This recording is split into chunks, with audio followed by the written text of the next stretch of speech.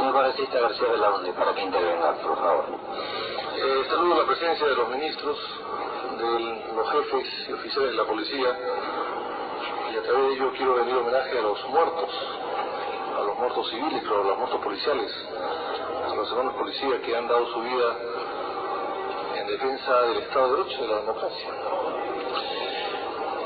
Pero esta es una guerra, señor presidente, una guerra avisada que se ha matado gente. Porque el gobierno quería esto, quería privatizar la selva.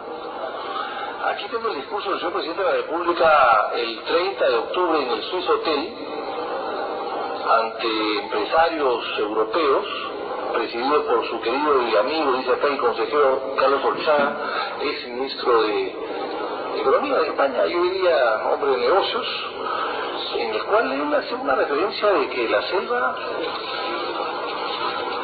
él dice, el Perú está a punto de ser el país más abierto del continente. Pero claro, ¿abierto qué? El mercado. Porque lo que queremos no es un mercado abierto, queremos una sociedad abierta e incluyente, no cerrada y excluyente, como parece que lo es. Y cuando vemos más adelante el discurso dice, por ejemplo, la selva, dice el presidente de la República, ¿qué hubieran hecho los japoneses con la selva amazónica? Claro, los japoneses no tienen selva amazónica, lo hubiesen respetado si lo tuviesen. ¿Qué hubiesen hecho los judíos con la selva amazónica? Dice el presidente. Los judíos muchos años han divagado, han vagado por el desierto para llegar a ese país y hacerlo, de la nada. Pero ahí no había bosques naturales. No quiero pensar en esa inmensa cantidad de recursos que hubiesen tenido 63 millones de hectáreas de árboles, habla. ¿Por qué el Parlamento, dice el presidente de la República, por qué el Parlamento no quiere aprobar una ley para permitir la propiedad y no la concesión por 20 años? Que es una concesión rapiña. 20 años son muy pocos cuando a usted le dan concesión sobre 1000 hectáreas, entra, saca la caoba, tala, deforesta, destruye y se va. El presidente de la República está hablando de propiedad. Quiere vender, aquel discurso, quiere vender la selva el presidente de la República. Ante los europeos le ofrece en un plato grande y hondo la selva. Inclusive dice, se necesita propiedad, insiste, y hay que ver el discurso, por favor. ¿Quién tendrá la propiedad de 20.000 hectáreas de caoba esperando 7, 8 años para poder ponerla en valor? ¿Los fondos de pensiones? O sea, las AFPs. Está hablando del gran ahorro de las AFPs que vaya a la selva, como si bastante han perdido ya en la costa con los afiliados. El APA no entiende la selva, señor presidente. No la entiende. El gran Víctor Raúl tampoco lo entendía. En el año 62 inclusive propuso llevar elefantes a la selva. Se hubiesen hundidos todos en la selva baja. No está prevista para elefantes. Y Alan García, como sucesor de Águila Torre, no entiende la selva. Hay un divorcio entre el APA y la selva. Y la selva la selva está resentida con el Estado peruano. Hay pocos presidentes que se han ocupado de la selva en el Perú. En el siglo XIX Castilla, que fundó Iquitos, y luego Belaunde, que hizo una carretera que hoy día lleva su nombre básicamente para integrarla, no para derramar sangre de peruanos. Y el resto de presidentes, ni qué hablar, regalaron la selva. Leguía regaló 220.000 kilómetros cuadrados, corrió la frontera del Caquetá al Putumayo. Y otros empresarios saquearon la selva a través del caucho. 6 millones de hectáreas tenía Julio César Arana y destruyó los guaitotos y los moras. Hubo una comisión en Inglaterra que tuvo que juzgar la Perú Robert. Es decir, eso fue un Perú. Y luego la selva, 450.000 kilómetros cuadrados regalados al Brasil. Por eso que hay un Río Branco, una capital en que se llama Río Branco, no porque hay un río, sino porque el varón de Río Branco es el canciller de Brasil que logró sacar del Perú 450.000 kilómetros cuadrados. O sea, la selva ha sido devastada por el gobierno central durante toda su historia.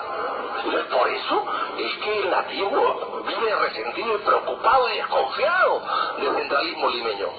Y eso es lo que no se ha entendido. Y acá cuando vemos a García que dice que es propiedad, dice, esa es una patraña ideológica. Ahí hay mano muerta, habla de la selva. Continúa diciendo, entonces para impulsar la inversión tenemos que salir de todo este conjunto de atavismos. Cuando el presidente de la UNDE dice García que ya estaba, y aquí estaba un querido sobrino de él, claro, yo estaba sentado, por eso te recuerdo el discurso. Decidió hacer la carretera marginal de la selva. En esa época no había gente que le dijera, oiga, no quite los árboles para hacer una carretera, esto va a destruir todo. En esa época no le dijeron nada. Ahora su sobrino que está aquí presente se opone a tocar la selva. Eso le decía a García hace 2 años. Y entonces todo esto es la comunidad. El tema de Toledo dice el bueno. Toledo, el virrey Toledo, el bueno, o sea, no sé si se repite lo malo a otro. Y dice, la comunidad campesina fue creación de Toledo. Oiga, desconoce el presidente García que no es un tema solamente de Toledo, que en México y en el Perú había comunidades que se llamaban ayus.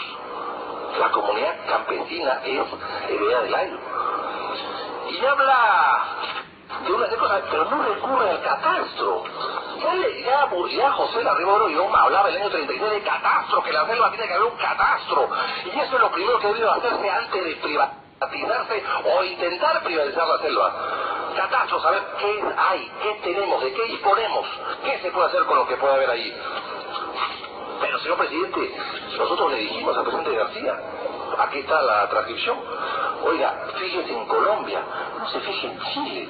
En Chile los bosques no son naturales, son artificiales y han hecho muy bien en conquistar tierra rocosa, la famosa Araucanía de Concepción hacia abajo.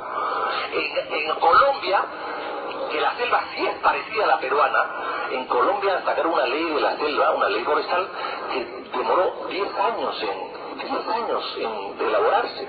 Y cuando se elabora, las comunidades afrocolombianas van al Tribunal Constitucional, a la Sala Constitucional de la Corte Suprema, imponen un recurso y el Tribunal Constitucional o la Sala Suprema Constitucional de Colombia deroga la ley.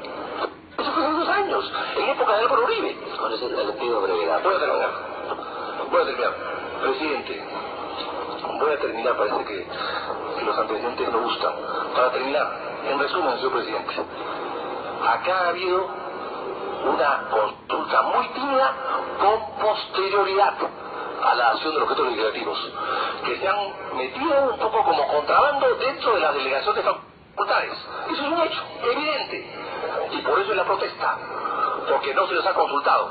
Las leyes, independientemente de que sean buenas o malas, que en general atentan contra la propiedad de la tierra, de las comunidades, que son intangibles, pero aparte de eso, no se les ha consultado, no se les ha tomado en cuenta. Pues ahora los hechos consumados ya están. Hay muertos, estos muertos son del gobierno aprista. Los muertos serán del gobierno aprista, no van a ser de la oposición, señor presidente. Y el gobierno aprista tendrá que cargar con otros muertos toda su larga historia. Y la historia será dura con el gobierno para juzgar los hechos del día del 5 que pudieron haberse evitado.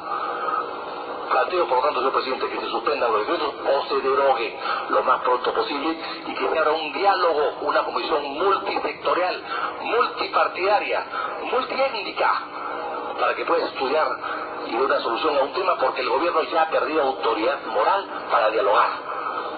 Eso es todo, señor presidente.